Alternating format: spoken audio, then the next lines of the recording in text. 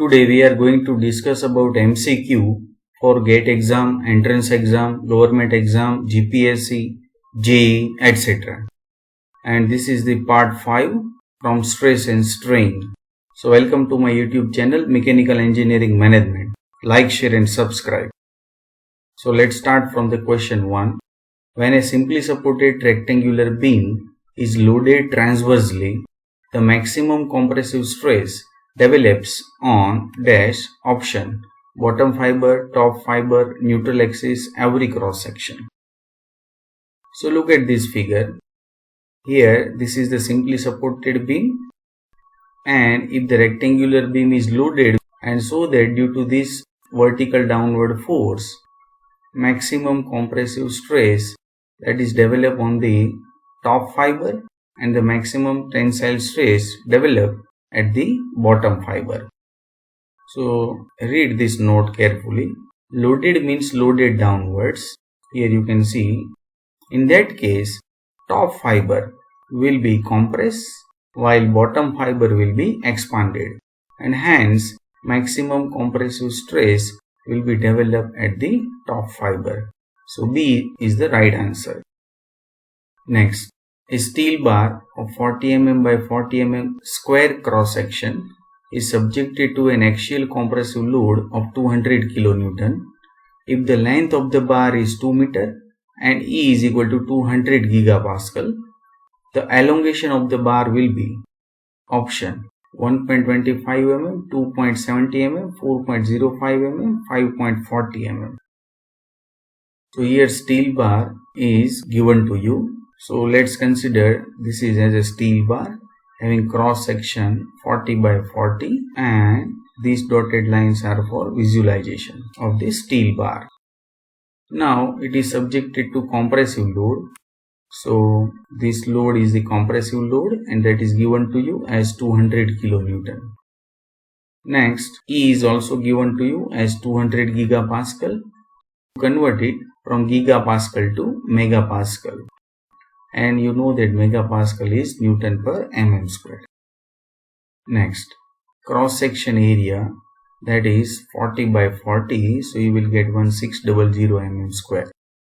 Now you know that delta L means change in length, or you can say elongation or extension of the bar, that is PL upon AE. So you need to remember this formula for the change in length. Now I am going to put one by one all the values. So P, that is the load, that is given to you as 200 kilonewton. So kilo means 10 raised to 3.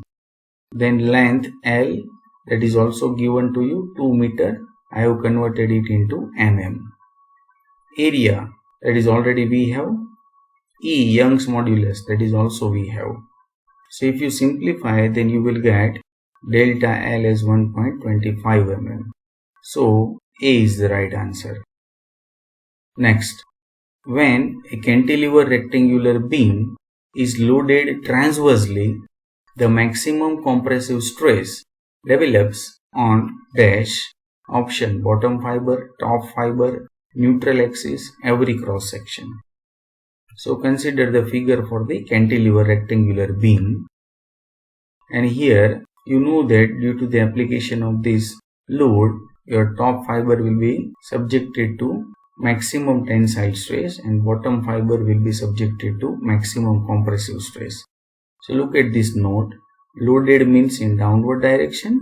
In that case, bottom fiber will be compressed while top fiber will be expanded, and hence maximum compressive stress will be developed in bottom fiber. So A is the right answer.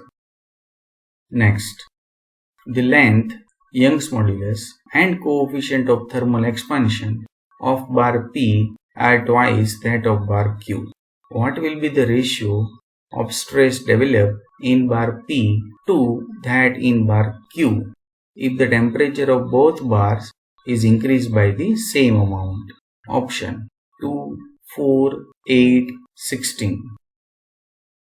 Now as you know that temperature stress or thermal stress sigma Th is equal to E alpha delta T.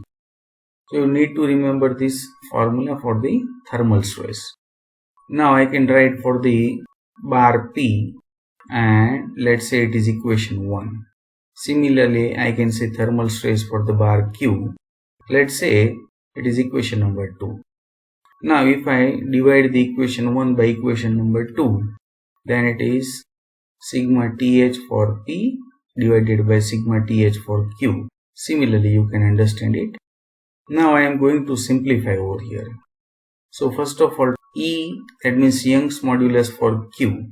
So if I assume Young's modulus for Q is equal to E, similarly thermal expansion for Q is alpha, and change in temperature for the Q is delta T, then I can put the value for P. Now try to understand. This E is for the Young's modulus for P, and that is given to you. Young's modulus for P is twice that of Q. So I can say it is 2 times E. Similarly, coefficient for thermal expansion is also twice that of Q. So I can say it is 2 alpha. Delta T, that is the change in temperature, and that is given to you increased by same amount. So it will be delta T only.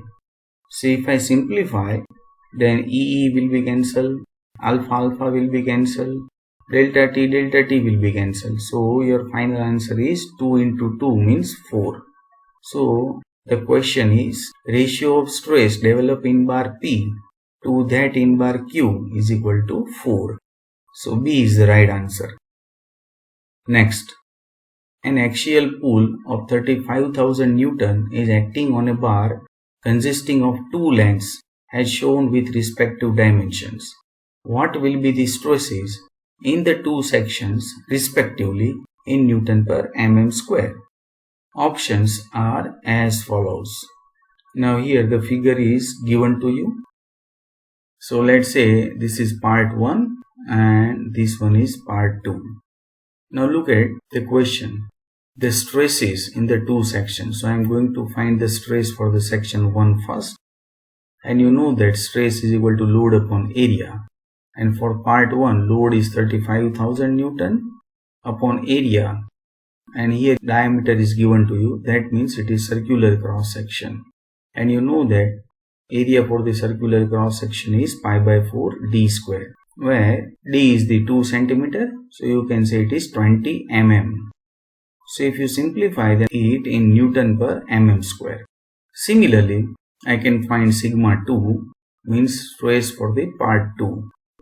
D is 3 centimeter means 30 mm. So if you simplify, then you will get sigma 2 as 49.52 Newton per mm square.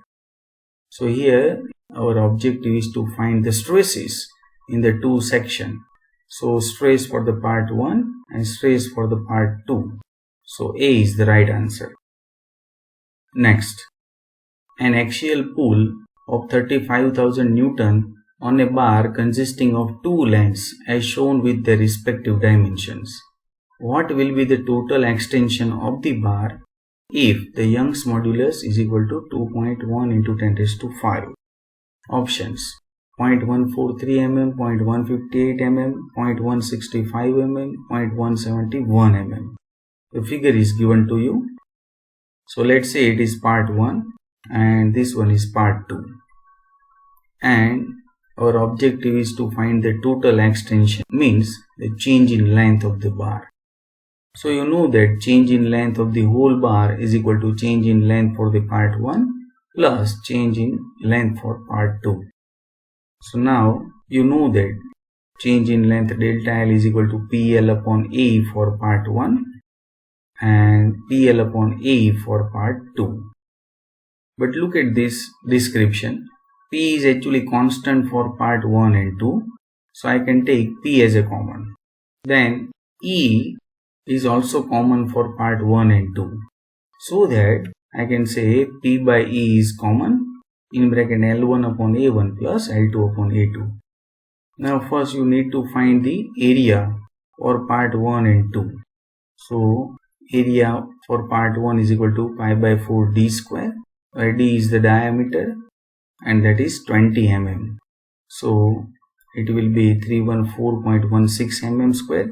Similarly, I can find A2, where d is the 30 mm diameter. So you will get 706.86 mm square. Now I can put these values over here. So cos P, that is 35,000 Newton, upon E, that is 2.1 into 10 raised to 5. Here you know that the unit for the Young's modulus is Newton per mm square. L1 means length of part 1, that is 20 centimeter, means 200 mm, upon A1, that is 314.16, plus L2 means length of part 2, that is 250 mm, upon A2. Now if you simplify, then you will get it is 0.165 mm. So your change in length, or you can say total extension of this part, is 0.165 mm. So C is the right answer. So thanks my dear friends. Keep watching. Press the like button to appreciate this video.